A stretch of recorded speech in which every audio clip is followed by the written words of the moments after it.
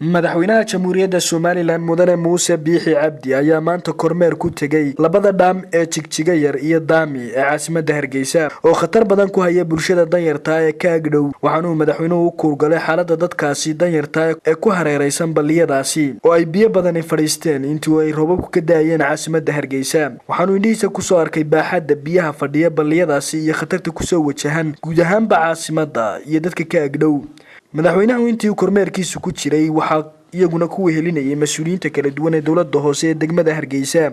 waxaana halkaasi warbixin ku siiyay intii uu kormeerkaasi waday maamulka dawladda hoose ugu horeeya duqa caasimadda Hargeysa Cabdiraxmaan Maxamuud Caydiid Solteelko iyo xildhibaan Maxamed Warsame Caalin Timacad oo ka waramay dawlad hoose ahaan waxa ay ka qabanayaan labadan dhaam waxaana madaxweynaha u sheegeen qorshayaal kala duwan oo ay arrintaasi uga diyaar garoobeen iyo sidii looga sii deyn lahaa biyahan badan ee ku kaydsan dhaamamkaasi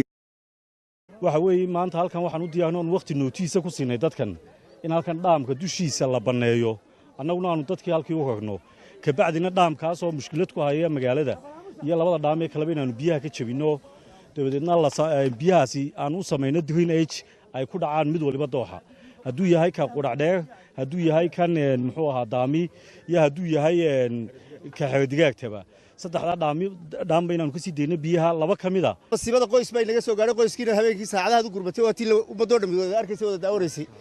aad iyo aad baan horta kaaga mahad celinaynaa marka labaad balligan waa balligii labaad kaasoonkii koowaad buu ahaayay hawsha hore ka dhacday ee habeenimada u gurmatay maanta in loo taliyo oo dadkii lagu taliyo oo aanu meel dejino diyaar baanu nahay dhulkiina waa loo hayaa wuu yaalaa dhulkii madaxweynaha jamhuuriyadda Soomaaliland mudane Muuse Biixi Cabdi ayaa amray maamulka dawladda hoose inay qaadaan tallaabooyin dadka lagu badbaadinayo maadaama wali xilli roobaadkii lagu jiro waxaanu yiri waxaan farayaa cirku waa tusay balligan uu buuxa inaan biyo magaalada ku jabin ee biyaha florka ah la furo dadka deganna sidii meel loo geyn lahaa iyagana khatarta looga badbaadin lahaa kuwa kale looga badbaadin lahaa qabataa qorshayaashiina kale ee magaalada iyo waxa qabanaysaan idinka leh waa hawshiina way sugaysaa qorshaha fog laakiin afraadka saacadna joogno daruurta taagan iyo biyaha buuxa iyo magaalada waana kala furtaa ama habeen shaqeeya ama maalin shaqeeya ciidanka doontaan gurmad u dirsada hadaa ciidanka xoog u baahantiin hadaa u baahantiin balowsaro haduu shicib leeyahay hadii dawladdu hayso dhammaanta loo gurmado magaalada sida ugu biyaray biyahaas aan ugu fatahayn ayaan ka rabnaa afraadka casos waxay la tahay maanta waxaanu soconaa waa in magaaladii kala badbaadino biyaha dhaamka buuxa marka waxaan idinka doonayaa inaad furtaan imika biyaha